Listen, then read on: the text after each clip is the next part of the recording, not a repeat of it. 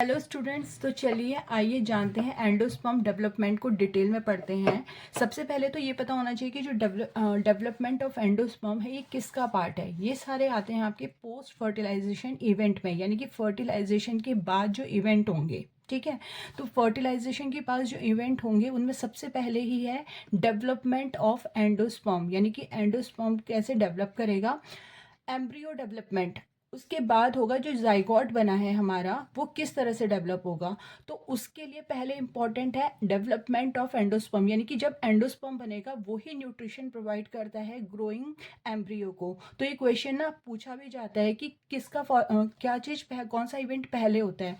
Embryo पहले develop करता है, ये डेवलपमेंट ऑफ एंडोस्पर्म होता है। तो आपको ध्यान रखना है कि पहले फर्स्ट लाइन ही इस टॉपिक की एनसीईआरटी में यही है कि endosperm development precedes embryo development, यानी कि पहले एंडोस्पर्म का डेवलपमेंट होगा, वो न्यूट्रिशन प्रोवाइड करेगा और उसके बाद एम्ब्रियो डेवलपमेंट होगी। नेक्स्ट इवेंट आता है maturation of ovule into seed, यानी कि जो ओव्यूल है एम्ब्रियो ओवरी के अंदर वो किस में कन्वर्ट हो जाएगा, सीड में, और जो ओवरी है वो फ्रूट बन जाएगी। ठीक है, तो इन सब पॉइंट्स को हम पढ़ेंगे डिटेल में, बट आज जो हम टॉपिक कवर करने वाले हैं वो है first, that is the development of endosperm.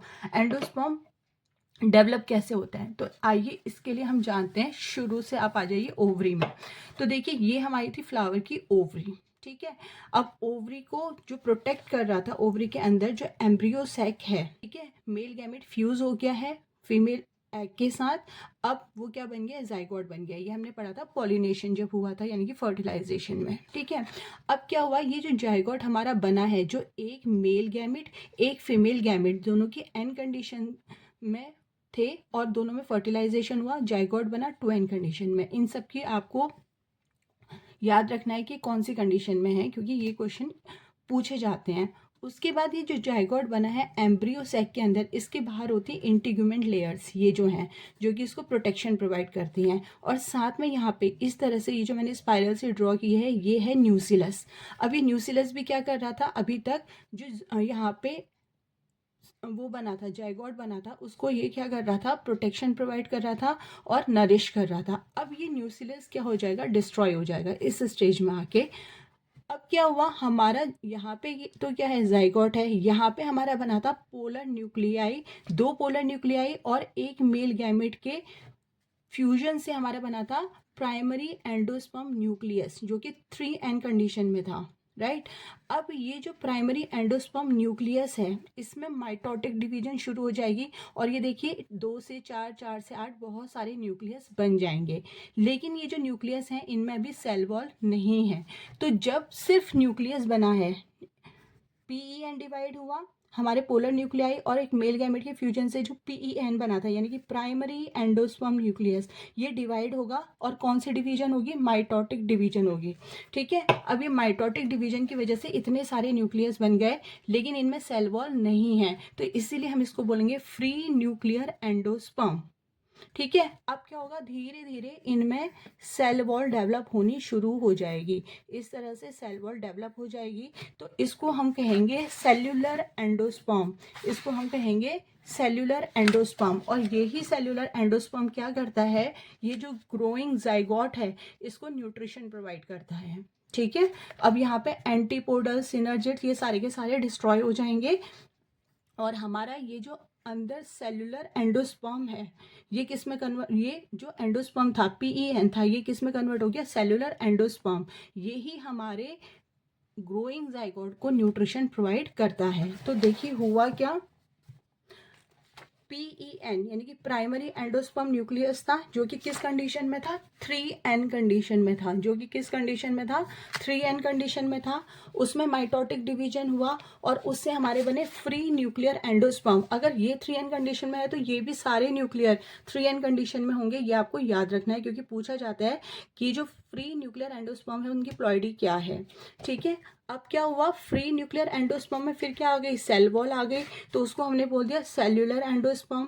अब ये जो सेल्यूलर एंडोस्पर्म है यही आपके जाइगोट को या जो ग्रोइंग एम्ब्रियो है इसको न्यूट्रिशन प्रोवाइड करेगा और हेल्प करेगा डेवलप होने में। ठीक है, ये तो हमने एक ओवरलुक देख लिया कि होता क्या है। अब आ जाइए अपनी एनसीईआरटी पर। देखिए फर्स्ट लाइन ही उसमें क्या बोला गया है, endosperm development precedes embryo development, यानी कि जब एंडोस्पर्म डेवलप होगा तभी एम्ब्रियो का डेवलपमेंट होगा। क्यों? क्योंकि आपको रीज़न देना है, क्योंकि यही उसको किसको जाइगोट को न्यूट्रिशन प्रोवाइड करेगा। अब देखिए हुआ क्या, प्राइमरी एंडोस्पर्म है वो डिवीजन होना शुरू होगा उसका repeatedly and form a triploid endosperm tissue. ये जो कि मैंने आपको बता दिया था कि PEN है, ये डिवाइड होना शुरू हो जाएगा, माइटोटिक डिवीजन होगी और बहुत सारे न्यूक्लियस बना लेगा। ठीक है, द सेल ऑफ और ट्रिप्लॉइड बना लेगा। ट्रिप्लॉइड बता दिया था मैंने, 3N कंडीशन को ही ट्रिप्लॉइड कंडीशन कहते हैं। तो प्लॉइडी पूछी जाती है तो आपको बताना है कि 3N कंडीशन में है। और 3N कंडीशन में क्यों है? क्योंकि एक मेल गैमेट था जो कि हैप्लॉइड था, 2 पोलर न्यूक्लियाई थे वो भी हैप्लॉइड थे, तीनों ने आपस में फ्यूजन किया और क्या बन गए? 3N बन गए। ठीक है, the cells of this tissue are filled with the reserve food material and are used for the nutrition of the developing embryo. ये मेन काम है एंडोस्पर्म का। तो इसमें यही बोला है कि इस सेल के जो टिश्यूज़ होते हैं वो किससे भरे हुए होते हैं? न्यूट्रिशन से भरे होते हैं और ये प्रोवाइड करेंगे फूड किसको? एम्ब्रियो को। लेकिन ये एज सच नहीं करेगा, अब इसमें डेवलपमेंट होगी, है ना। फिर हमने पढ़ा कि प्राइमरी न्यूक्लियर, फ्री न्यूक्लियर बनाएंगे, फ्री न्यूक्लियर से सेल्यूलर बनाएंगे। जब ये सेल्यूलर कंडीशन में आएंगे उसके बाद ही जाइगोट इनको न्यूट्रिशन की फॉर्म में एक्सेप्ट करेगा, राइट। अब देखिए हुआ क्या क्या, तो बोल रहे हैं in most common type of endosperm development, यानी कि जो कॉमनली देखा गया है उसमें क्या होता है, जो PEN होता है उसमें न्यूक्लियर डिवीजन होता है to give rise to free nuclei, जो मैंने आपको यहाँ पे दिखाया था। फ्री न्यूक्लियर बने PEN से और उसके बाद जो सेल वॉल फॉर्मेशन हुई, जो फ्री न्यूक्लियर थे इनमें सेल फॉर्म हो गई, यहाँ पे जो मैंने ब्लू पेन से दिखा रखा है। जैसे ही ये सेल बने तो वो क्या बन गया, अब एंडोस्पर्म आपका सेल्यूलर बन गया, जिसको हम बोलते हैं सेल्यूलर एंडोस्पर्म। ठीक है, the number of free nuclei form before cellularization varies greatly. अब देखिए यहाँ पे सेल्यूलराइजेशन होने से पहले, यानी कि सेल वॉल डेवलप होने से बहुत सारे फ्री न्यूक्लियाई थे, यानी कि जिनमें सेल वॉल नहीं डेवलप हुई थी। तो जो कोकोनट आप खाते हैं, ठीक है, तो आपने देखा होगा कि जैसे ये कोकोनट है, ये शेल है उसकी, फिर यहाँ पे वाइट वाइट पोर्शन होता है और बीच में होता है पानी। तो ये जो पानी आप पी रहे हैं ना उसका, ये है फ्री न्यूक्लियर एंडोस्पर्म, ये है आपका फ्री न्यूक्लियर एंडोस्पर्म। इसको आपको ध्यान रखना है क्योंकि ये क्वेश्चन आता है एग्जाम में, पूछते हैं कि तो वाटर आप जो पीते हैं वो क्या, कौन सा पार्ट है, तो वो है फ्री न्यूक्लियर एंडोस्पर्म। और जो वाइट वाइट जो आप मलाई खाते हैं वो है आपका सेल्यूलर एंडोस्पर्म, वो है आपका सेल्यूलर एंडोस्पर्म। तो ये आपको ध्यान रखना है, ठीक है। तो वही चीज़ यहाँ पे लिखी है कि जो कोकोनट आप टेंडर कोकोनट लेते हैं, कच्चा जो लेते हैं, is nothing but free nuclear endosperm, यानी कि वो सिर्फ न्यूक्लियस से बना हुआ है बहुत सारे, उसमें सेल फॉर्मेशन अभी नहीं हुई है।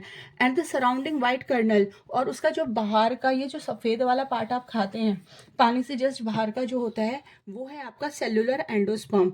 तो ये बहुत इंपॉर्टेंट पैरा है, इसमें से क्वेश्चन आते हैं। एंडोस्पर्म में इधर भी completely consume by the developing embryo. अब किसी किसी केस में तो क्या होता है, ये जो एंडोस्पर्म है ये पूरी तरह से जाइगोट खा लेता है, उसको पूरा ज़्यादा न्यूट्रिशन चाहिए होता है, ठीक है। और वो किस केस में होता है, जैसे कि पी हो गया, मटर हो गया, ग्राउंड नट, आपकी मूंगफली वगैरह हो गई, बीन्स वगैरह हो गई, तो उस केस में ये जो ग्रोइंग जाइगोट है ये पूरा का पूरा एंडोस्पर्म कंज्यूम कर लेगा। ये एग्जाम्पल्स याद रखने हैं आप लोगों को। बिफोर सीड मैच्योरेशन और इट में परजिस्ट इन द मैच्योर सीड। अब अगर इसने पूरा का पूरा खा लिया तो वो क्या बन जाएगा, मैच्योर सीड में कन्वर्ट हो जाएगा। And may be used during the seed germination, ठीक है। तो मैच्योर सीड बन गया, जैसे कि कैस्टर एंड कोकोनट हो गए, and may be use during the germination, और इसी को हम जर्मिनेशन के लिए यूज करते हैं। Split some seeds of castor seed, beans, groundnut, fruit of coconut and look for the endosperm in each case. Find out whether the endosperm is persist in serials.